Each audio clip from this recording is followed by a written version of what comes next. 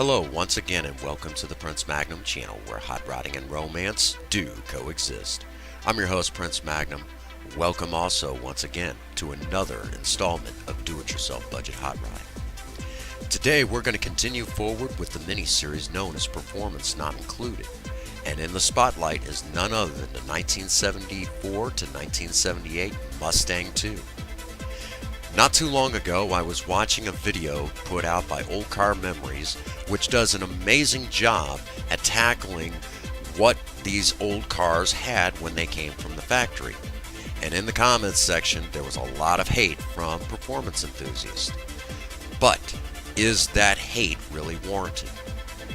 So, in this video, we're going to take a look at the possibilities that you can get out of the Mustang II in the world of hot rodding. And in order to do that, we're going to have to travel back in time and take a look at a few things that made the Mustang II a true American classic.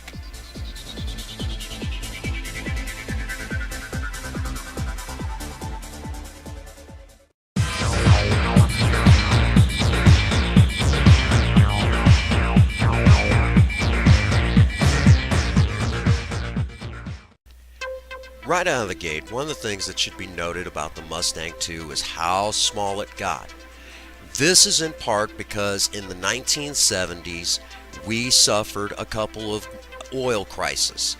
Now, the Mustang II came about shortly after the very first one, so gas prices were astronomical. It was hard to get gas, and I'd heard some of the stories because the first oil crisis, well, both oil crises came just before I was born. That being said, the Mustang II got smaller. It wasn't quite the traditional Mustang that we had all grown accustomed to. And this was a serious letdown to a lot of new Mustang owners. It wasn't, to them, it just wasn't the traditional Mustang that we all fell in love with. But just because it got smaller, and I mean a lot smaller, doesn't mean that there wasn't some cool features to it. You could still see traditional Mustang styling everywhere, all over it. And like in a lot of previous years to Mustang, there was two roof lines to choose from. There was a fastback and a traditional roof line. Along with that, you could still see Mustang styling in the front grille. To go along with this, let me say right now, Old Car Memories really touched base on this, again, better than the Prince Magnum channel will, and I tend to agree with the guy who runs that show. It is very difficult for automakers to make small cars look sporty. Most of the time, they fall short of the chosen idea. But let's take a look at some cool things that go along with the two different body styles and the traditional Mustang styling that we've seen kind of carry over to the Mustang II. In your traditional roofline, the car that always comes to mind for me is the luxury version of the Mustang Ghia. Now, the Ghia had a lot of options available to it that today kind of standard on most cars. We don't really think about this so much today. You know, the possibility of getting power windows. That's kind of standard nowadays, but that was an option for the Mustang II. Along with air conditioning. Again, standard practice, but it was an option.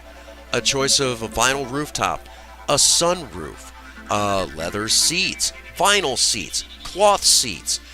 It was still standard for Mustangs to get bucket seats, but the different options for what you can have those seats wrapped in, well, this was kind of a, something that you've seen new for the Mustang II Ghia.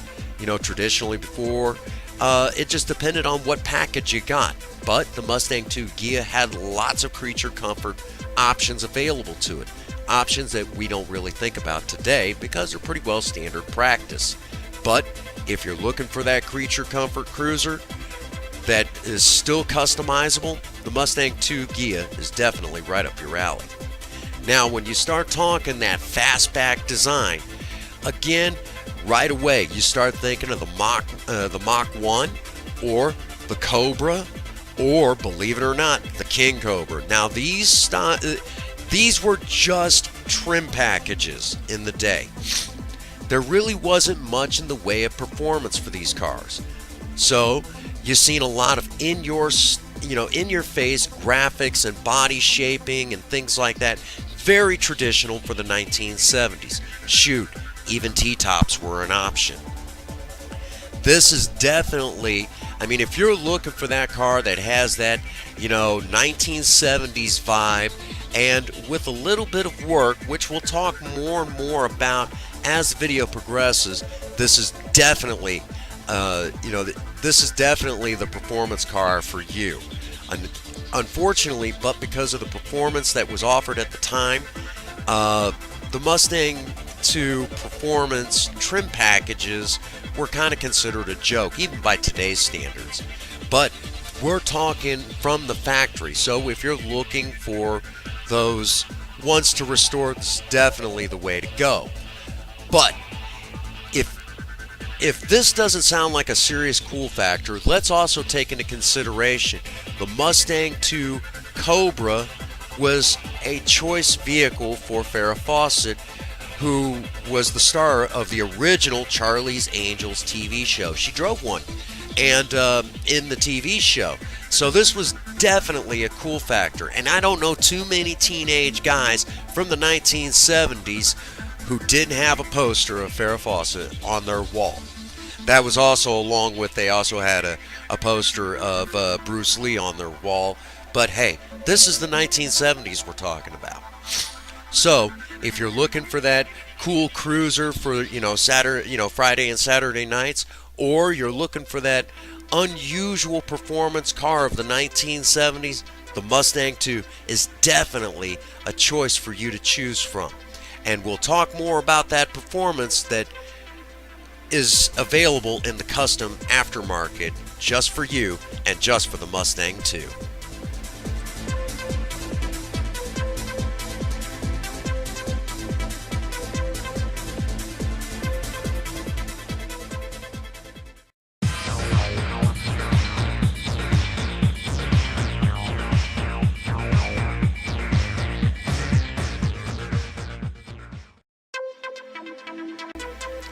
As I started to explain in one of the previous segments, the Mustang 2 suffered what a lot of vehicles suffered in the 1970s. There wasn't much in the way of factory performance, but notice what I just said, factory performance. Let's talk about that real quick.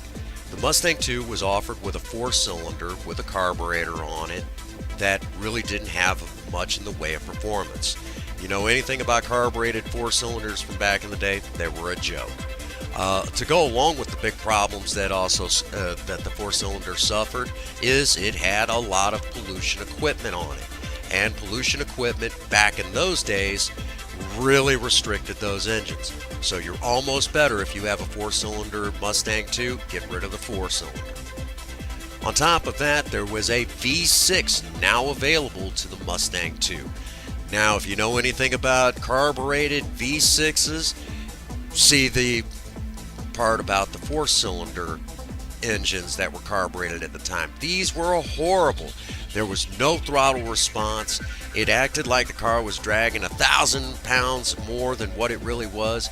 It was just really, really hard to get performance out of these engines. And again, because of the EPA stepping in and putting serious restrictions on these engines, there wasn't much in the way of performance. But starting in 1975, the Mustang 2 was offered with a 2-barrel carbureted 302, 5.0 to you younger ones.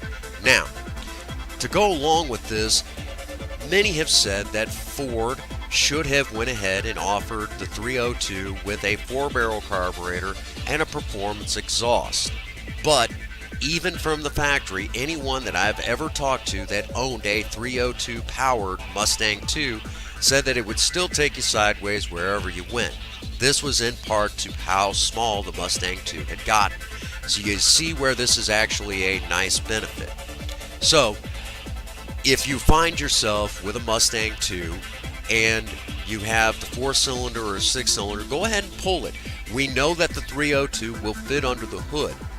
So For anyone who likes the 5.0 Mustangs, you can now build a solid custom 302 powered Mustang 2.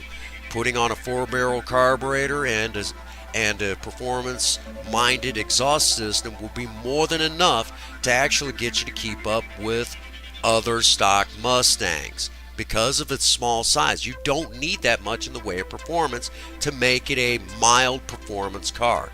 But for those that want a lot more and want to get ridiculous with their Mustang 2, well, the 302, I know in some cases, has been pushed as far as over 600 horses today.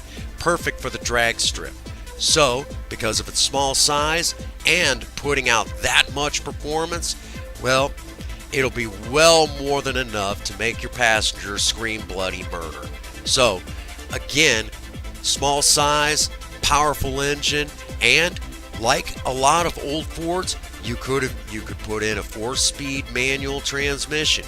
You could put in a 3-speed automatic, the C4, and in some cases, depending on how much power you want to put down, you could even put in a C6. You can go all the way up to a 5 and 6-speed manual. Of course, you're going to have to, do some modifications, but it will fit.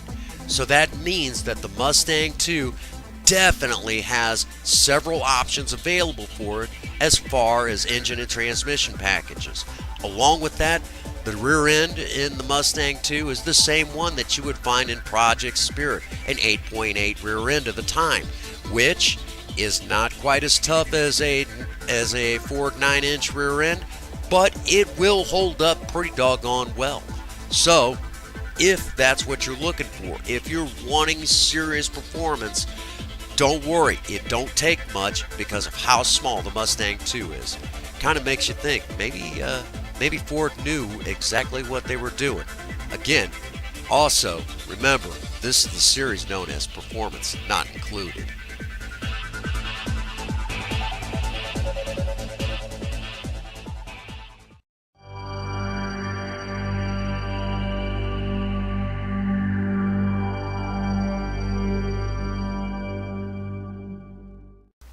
At this point, the only major selling point that I need to tell you all about the Mustang 2 is the fact that it came factory with a rack and pinion setup. Now, for those who don't know, the rack and pinion setup that I'm discussing is typically found under race cars. High-end sort of stuff. You don't usually find this under vehicles from the 1970s, but the Mustang 2, and ironically enough, the AMC Pacer are the only vehicles I know of from the 1970s that came with this setup. So that means that the Mustang 2 was pretty much in a category all its own.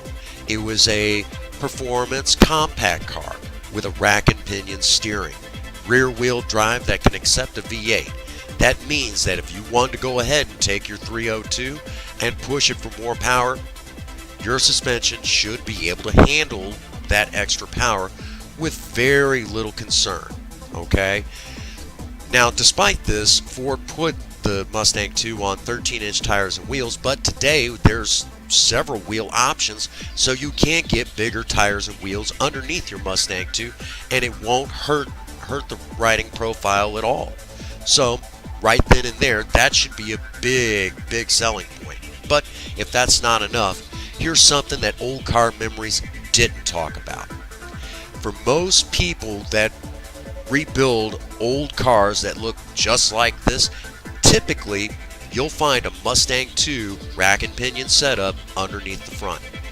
And I've even seen that setup end up even underneath 1957 Chevys, okay? So right there, again, we're talking that the Mustang 2 suspension is still cutting edge. And that's also one of the reasons why it's so doggone hard to find Mustang 2s, because we'll talk about that a little bit later in the video. But again, if you're lucky enough to find a Mustang 2 with this rack and pinion setup, because they all came with it, again, that should be a major selling point. That means that your Mustang 2 technically is already set up for performance. You just got to put it in. So, again, as I keep saying, this series is known as Performance Not Included. Ford was smart enough to realize that you were going to have to put the performance in. They couldn't do it for you. So let's move on to the next segment, and we'll talk about what to expect today.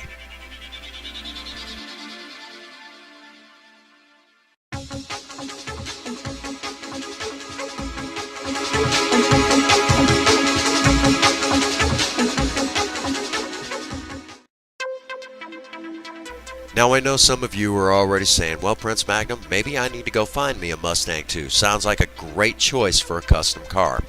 And I couldn't agree more. It's definitely a conversation piece nowadays. Unfortunately, you're going to have fun trying to find one. Back in the 1970s, a lot of cars suffered one major problem. The manufacturers were putting in very bad metal. So within 5 years, a lot of the Mustang 2s ended up in a scrapyard.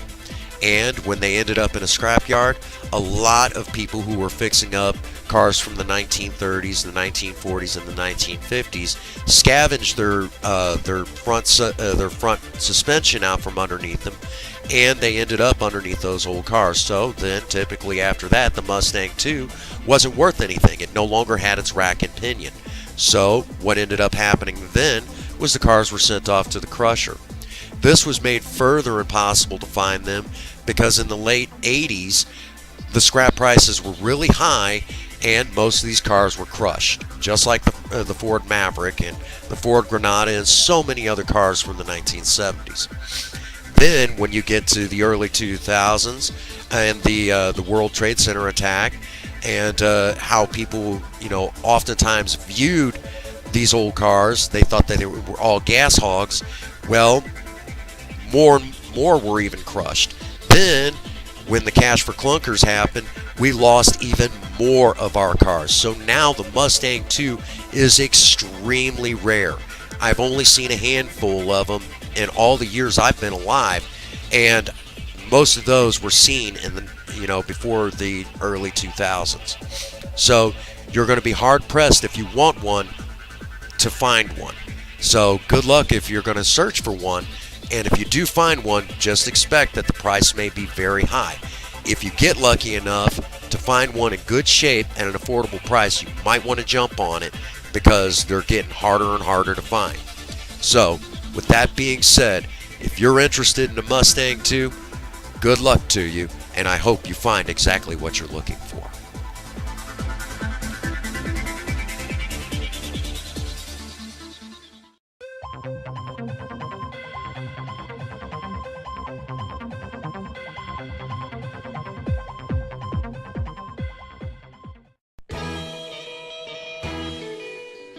Well, there you have it, folks.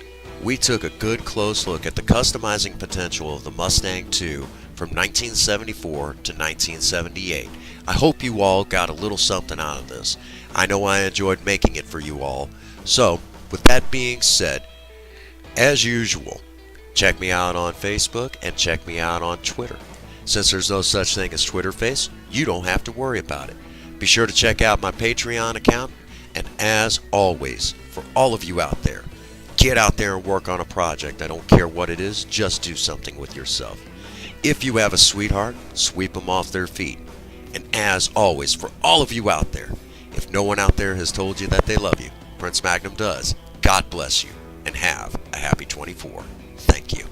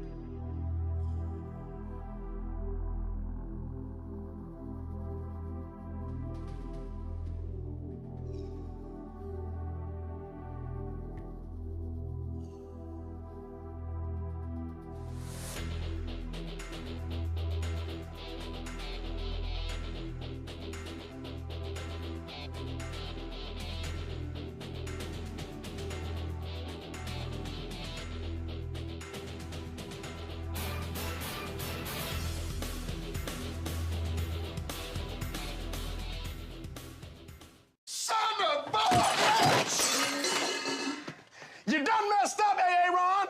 Now take your ass on down to Oshag Hennessy's office right now and tell him exactly what you did. Get out of my goddamn classroom before I break my foot off in your ass. Insubordinate and churlish.